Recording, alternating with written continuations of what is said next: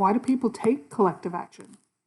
Professor Martijn van Zomeren has conducted world-leading research that tells us the answer. Martijn van Zomeren, I'm a professor of social psychology from the university in the Netherlands. And today, to answer the question, Winifred, I want to answer a rather fundamental question about what collective action is.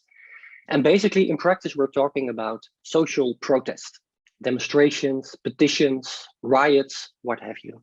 So whether we think about Black Lives Matter protests, for example, or about Occupy Wall Street or Fridays for Future, we can ask the same essential question that I want to ask today. What is it about us, about humans, about us human beings that make us want to act together, protest together, change the world together? Now, I believe psychological research actually has a pretty good handle on this question.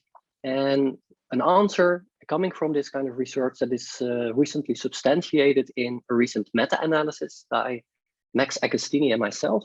And a meta-analysis is basically being the study of more than a decade of psychological studies on social protest. So it's like a study of studies.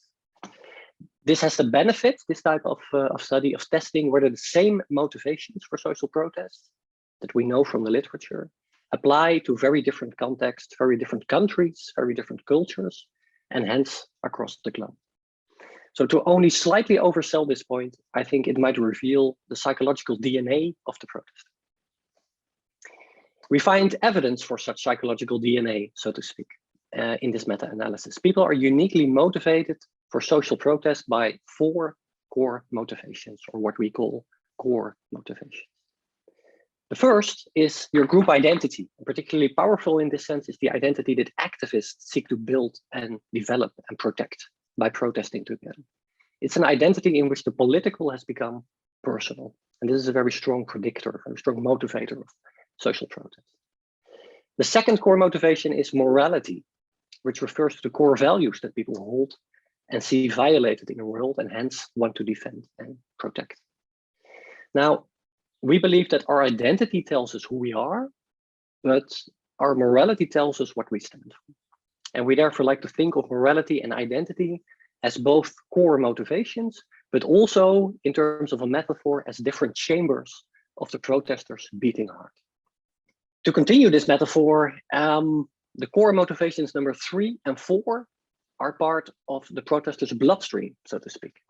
We found in this meta-analysis that felt anger about injustice is the 3rd powerful motivator of social protest. And of course, such anger is much more likely if the heart, identity and morality, is beating faster. And when situational triggers also make people more angry. And finally, the 4th core motivation is people's beliefs in the group's efficacy to achieve its goals. The belief that yes, we can. Also here we find that the protesters' beating heart, morality and identity, feeds into such a motivation and that situational triggers influence it. So to wrap up, across hundreds of studies on social protest in this meta-analysis about different topics, different contexts, different cultures, we find that 4 core motivations motivate social protest. Where we find occasional evidence, interesting, but occasional evidence for some cultural differences, these differences tend to be small, and therefore, and also on the basis of previous theorizing and research, we suggest that these 4 motivations may indeed be core motivations.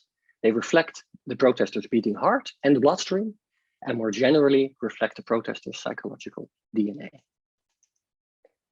Finally, what does this mean for society? Why do we need to know this? Why it's important or relevant to know this? What does it mean for the practice of social protest? Now, knowing that humans have these 4 core motivations enables a much better understanding of why people end up in the streets or in the squares protesting, and also why they do not.